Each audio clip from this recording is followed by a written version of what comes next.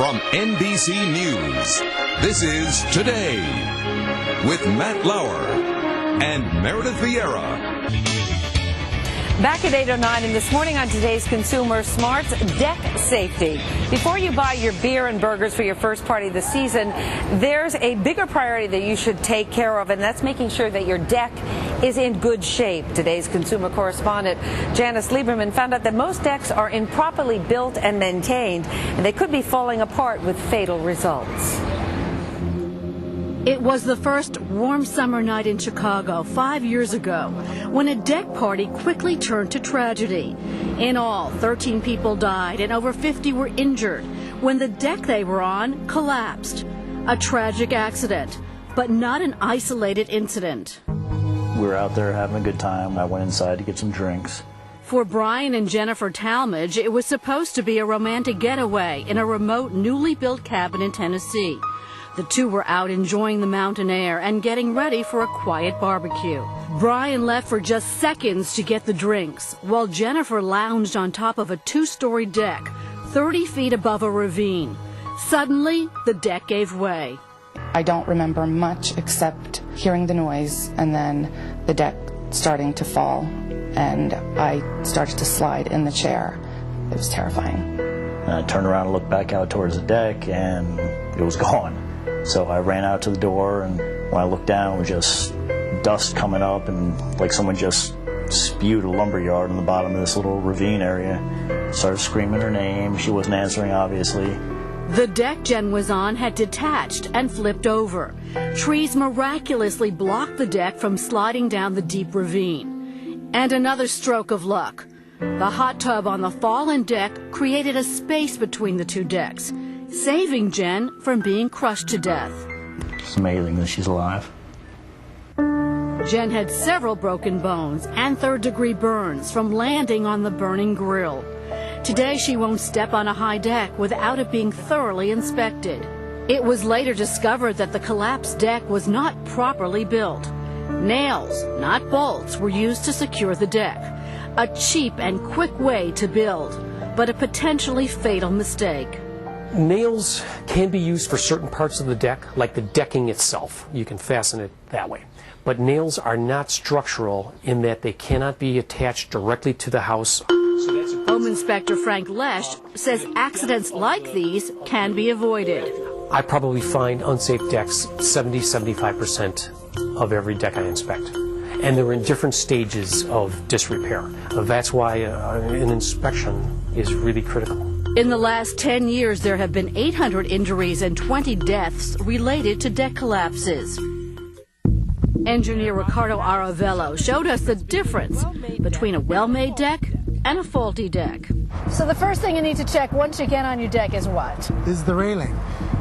Grab the railing, pull it, see if it's loose. If it's not, then that's a good sign. He also says to check the spacing between the rails to ensure a child cannot pass through. Okay, so if you feel the deck on top and the railing seems secure, are you safe? Not necessarily. You absolutely have to check the deck from underneath.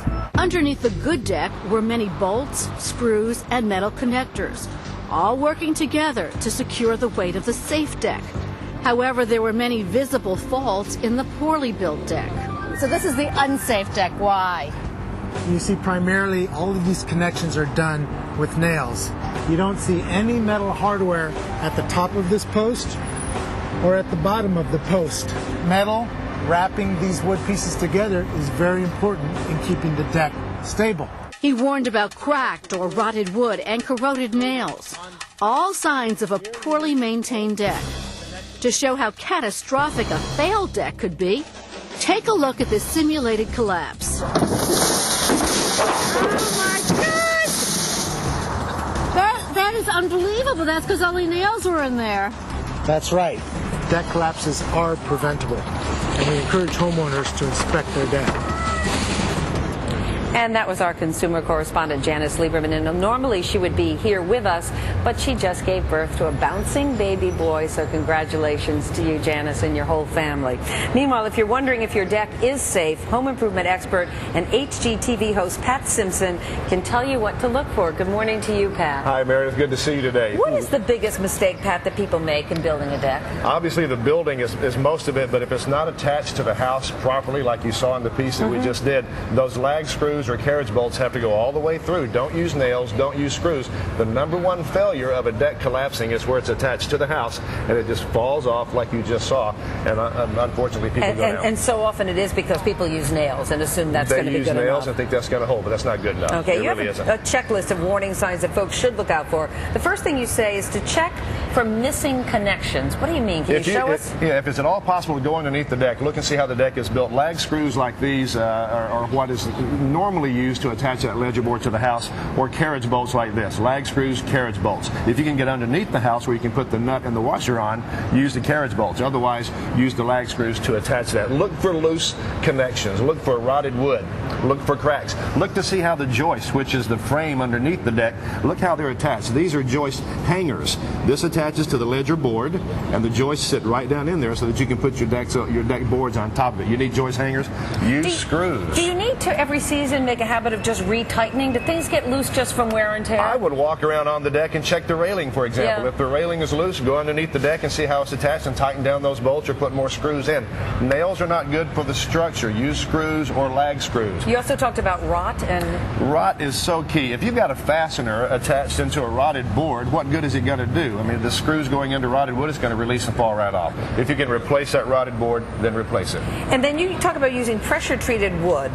Is that the best way to go? Pressure-treated wood, redwood, cedar are all good options. Pressure-treated wood is probably going to last a little bit longer. The average lifespan of a deck is 10 to 15 years. You can also go with recycled plastics. There are several different brands there. This is one example that you have here.